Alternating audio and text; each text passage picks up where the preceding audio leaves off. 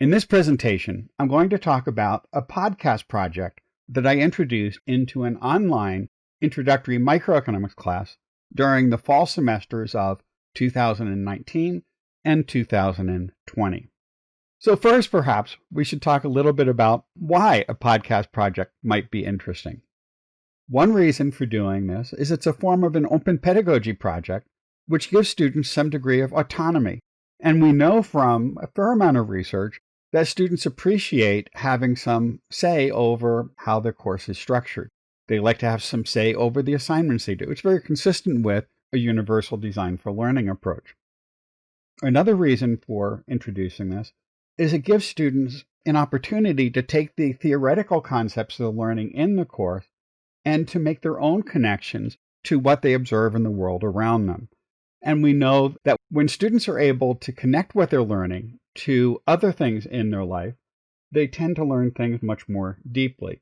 So the connections they make during these projects makes the content more memorable, and they tend to learn it more deeply. As David Wiley and others have noted, most of the assignments that students receive in their classes tend to be disposable assignments, where they complete some work. They often spend a lot of time writing a paper or creating some project. It gets uploaded to the learning management system. They get some feedback on it, and then they never see it again. In fact, they often lose access to it if they haven't saved their own copy for use later. A podcast, though, is something that once they create it, can live beyond the life of the class. In my class, students are given the option of posting them publicly on a public site, and so they have a takeaway from the class which demonstrates some of what they've learned. And students have noted that they really appreciate this because it allows them to share what they've done with their parents who may be helping them pay their bills. It also gives them something they can link to on their LinkedIn profile or if they're creating a portfolio. So it's something that students find value in having this assignment that exists and demonstrates what they've learned beyond just the traditional paper assignment. And the podcast is also a form of authentic assessment because they can see the value that this has for people outside of the class, that they're creating some content that has value for other people as well as perhaps just for themselves. And in general, creating a podcast can be fun. And while students may not always see this initially, as they move into the process, they generally find the process to be quite a bit of fun once they create the final version. So the basic assignment that I gave to students in the fall of 2019 and the fall of 2020 is to complete 2 podcasts related to topics in their introductory microeconomics course. They worked in groups of either 2 or 3 students this year. Last year, they did it either individually or in pairs. The first podcast has to relate to content in the first half of the semester, and the other podcast project relates to content they're learning in the second half of the semester. And they all involve applications of the core concepts that they're learning in the course itself, and they're taking those concepts and seeing how they can use it to explain things they observe in the news or in their personal relationships or in the world around them. Last year, since this was the first time I did this, I wanted to get a sense of what concerns students might have before this, so I gave them a simple survey asking what they were concerned about with this project. And there were 2 basic themes that came back in most of the surveys. One was they weren't sure they possessed either the hardware or the knowledge of how to create a podcast. And the second was they really don't like to hear the sound of their own voice, and that's a common experience for faculty as well. When you hear your voice recorded, it doesn't sound like your own internal perception of the voice, and that can be a little disconcerting. So before we went any further, I did a couple of things to try to address these concerns. The first is I provided students with detailed instructions on what software they could use and what types of hardware they'd need to record their podcast. Most students just simply used their mobile devices, their mobile phones. Some used laptops. All the students had access to some type of mobile device or a laptop that they could use for recording. Since they were doing it in groups this term, most of them recorded simply using Zoom. Given that we're in the midst of a global pandemic, they weren't able to meet in person, and it was an asynchronous course where students did not generally meet in person anyway. So this provided a nice opportunity for students to work in small groups in Zoom and learn how to use the video conferencing software and to record their own interactions. And to show students that it wouldn't really be very difficult to do this, I had them do a really low-stakes initial assignment to help them get past their fears. I had them listen to, since this is an economics class, a short Planet Money Indicator, Trade Talks, or Pandemic Economics podcast, and to just record an audio response to it. And I asked them to describe the main argument in the podcast and just to describe their reaction to it in 2 to 5 minutes, and then to submit that into a Dropbox in our learning management system. And they were all able to do that, and that tended to just get them past those initial concerns. The first step was to form groups. Last year, I did not require this, and only a few students chose to form groups.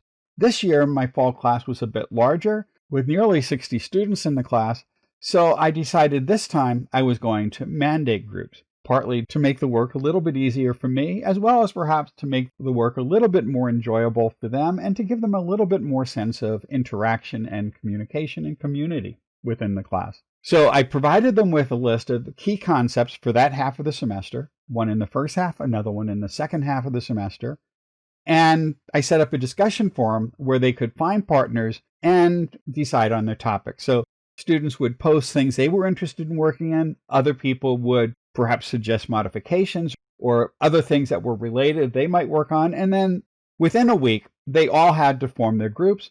And then they filled out a Google form where they provided a list of the partners on their team, the title of the podcast they were planning, and a brief description.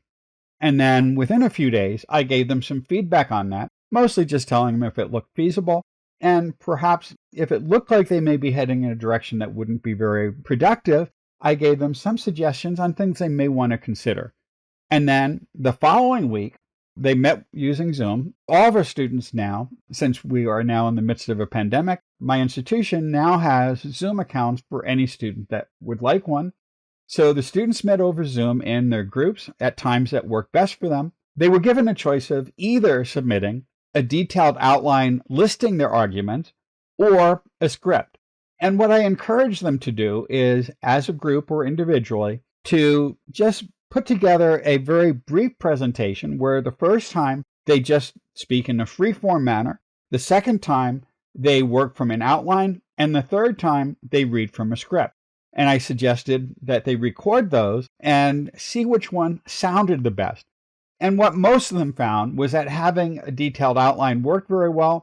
For others, a script worked well, but in some cases it came out sounding a little bit stilted. So I left it up to them what they were going to use. But basically at this stage, I wanted them to formulate their arguments and submit them so I could give them some feedback, because since they were just learning some of these concepts, I wanted to make sure that they were using the concepts correctly. And if not, I'd raise some questions and give them some feedback suggesting things they may want to consider or things perhaps that they may want to discuss in their podcast that they hadn't yet addressed. The next step was to have them record their final podcast and to submit it.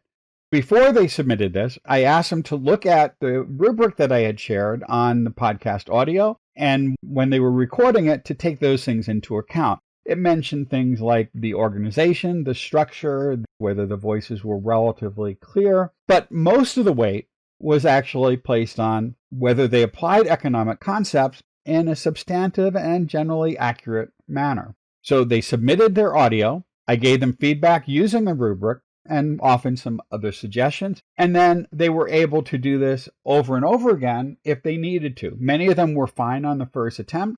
Others resulted in a second attempt. None of the students required more than 2 attempts, and most of the changes were fairly minor, and I think that only applied to maybe about 20% or less of the class. Once they were happy with the podcast audio, and I gave them 2 weeks for this stage of the project, the next step was to submit their final podcast. And in doing that, they again were given a Google form where they submitted the title of the podcast, an abstract of the podcast, and I did have to explain to them what an abstract was, since many of the students are freshmen, they haven't run into that concept before, and then a transcript. And I gave them instructions on how to use Otto.ai. I suggested they could use other things. They could create their own, or they could submit their script if they had stuck to that. But I did note that it was helpful for them to learn how to create accessible multimedia. So using this tool and then cleaning it up a bit was a good experience, I think, for them. And then also, obviously, the final podcast audio. And then the The last thing I asked them was whether they wanted to have this podcast posted publicly or if they wanted it to be kept solely within the class. Because at the start of the project, I had told them the final version of everything they create would be shared with their classmates, but they would have the option of posting a public podcast. But I left that up to them because some students have legitimate reasons why they don't want their podcast posted publicly. In the first year I did this, one of the podcasts involved a very good economic critique of some of the policies that their employer was engaged in. And they quite reasonably did not want to post that publicly. And I certainly understood why they did that, but I did feel bad that such really good analysis was not going to see the light of day. And then once that happened, the podcasts were shared within the class. Since the final submission was done with a Google form, all the responses from that form, all that information was already there, including the link to the file that the students had uploaded. I cleaned it up a little bit because in some cases there were multiple submissions. In some cases they had left out something and then they submitted it later. But I cleaned that up and shared it as a PDF with the participants in the class. And I shared the folder that contained the podcast audio with the class and only the class as well. So access to the files were restricted only to the students in the class. And that way they could listen to each other's podcasts. And for those students who are willing to share their podcast publicly, they're posted on a podcast hosting site, the address of which is listed here. And I'm also working on a website that will have a cleaner format for all the podcasts. And I'm hoping that'll be ready sometime later this fall. So as of now, only the podcasts that students were willing to make public from fall 2019 have been posted. Podcasts from the fall 2020 podcasts are, at the time of this recording, just coming in. But because we're in the midst of a pandemic and I'm also running a teaching center, I suspect I may not be able to get those up in time for the conference presentation. However, they will all be posted later this semester and they will be publicly available for all those students who chose to make their podcast public. So I will also include a link to this in the comments on this voice thread. Thank you for listening, and if you have any questions, you can either leave a comment on this voice thread or send me an email at john.kane@oswego.edu. Thanks for listening, and if you have any suggestions, I'd certainly appreciate them. Have a good day and enjoy the rest of the conference.